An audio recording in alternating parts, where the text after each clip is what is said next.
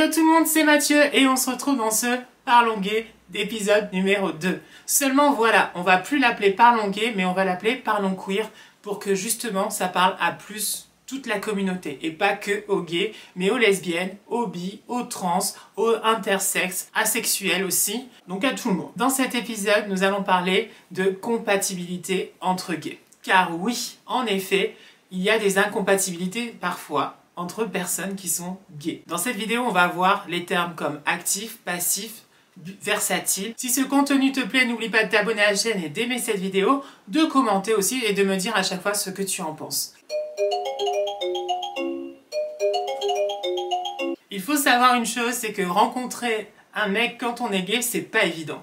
Tout simplement pourquoi? La première chose, c'est savoir si oui ou non il est gay ou hétéro. Parce que pour certaines personnes, ce n'est pas marqué sur son front. En effet, il y a certains mecs, on se demande est-ce qu'il est gay, est-ce qu'il est pas gay? C'est pas facile, vraiment pas. Certaines personnes, c'est évident. Moi, par exemple, c'est vrai que quand on me voit ou quand on apprend un petit peu mieux à me connaître, on se doute très vite que je suis gay. Mais d'autres personnes, on le voit pas. Mais une fois que cette étape est passée, il y a une autre étape.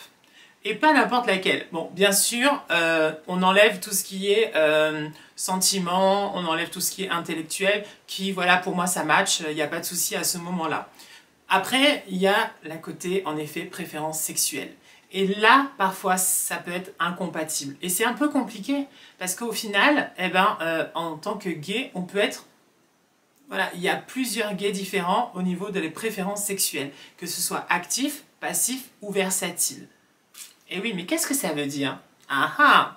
Actif, c'est celui qui pénètre normalement, mais les termes actif et passif sont un peu réducteurs, parce qu'on va dire que être passif, ça ne veut pas forcément dire ne rien faire. On peut être passif en étant actif. Vous voyez ce que je veux dire? Et oui, actif de sa sexualité.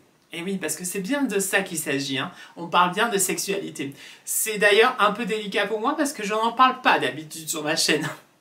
Mais je trouve ça super intéressant, et vraiment parce que certaines personnes peut-être ont besoin aussi d'avoir des réponses, avoir des explications sur certaines choses qui se posent comme question, et donc du coup c'est pour ça que je pense que c'est bien d'en parler.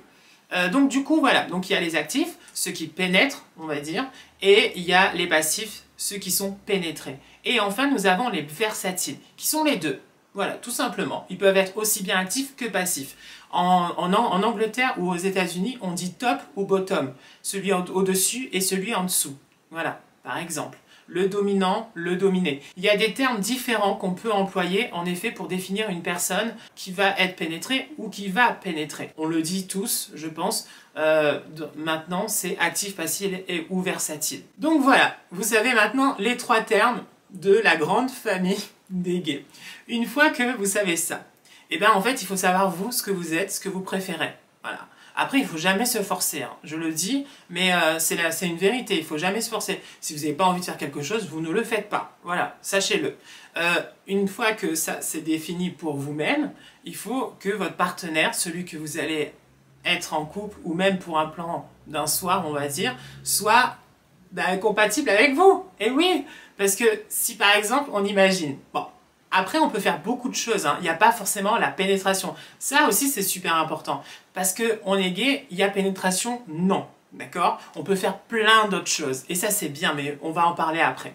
Donc, pour être compatible, c'est simple, hein. Il faut dire, voilà, si en effet la personne en face de vous vous plaît, mais que finalement il est aussi passif comme vous, ou bien il est aussi actif comme vous, c'est un peu compliqué. Voilà. Si par exemple, il y a deux versatiles, là ça match, et il n'y a pas de souci. Actif, passif ensemble, ok, ça marche. Versatile, versatile ensemble, ça marche. Actif avec actif, justement, on va voir ça à la fin de la vidéo, si on peut trouver d'autres choses, mais c'est un peu compliqué, actif-actif, et passif-passif, pareil, hein, on va pas enfiler des perles, non, pas du tout. Souvent, même sur les applis de rencontre, on marque notre préférence sexuelle, c'est-à-dire que certains vont marquer tout de suite actif ou passif ou versatile, et comme ça au moins c'est défini, et les gens peuvent aller vers toi ou pas vers toi en fonction de ta préférence sexuelle ou de ce que toi tu as envie. Tu as un crush sur quelqu'un qui a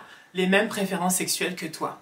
et tu te dis mais mince alors, mais on va pouvoir rien faire ensemble, ça va être compliqué, comment je vais faire? Eh ben sache que oui, tu peux faire d'autres choses, et oui, il y a d'autres plaisirs que la pénétration, sache-le, et c'est très important de savoir ça, parce que dans sa tête, comme quand on va dire quand on découvre sa sexualité, on pense tout de suite pénétration. Mais en fait, non, il y a plein d'autres choses que tu peux faire avec un partenaire, avec quelqu'un, et sans forcément qu'il y ait de pénétration. Donc oui, c'est possible que deux actifs ensemble puissent se faire plaisir, deux passifs ensemble puissent se faire plaisir, et oui, c'est possible. Et bien sûr, bon, versatile, il n'y a pas de souci avec ça.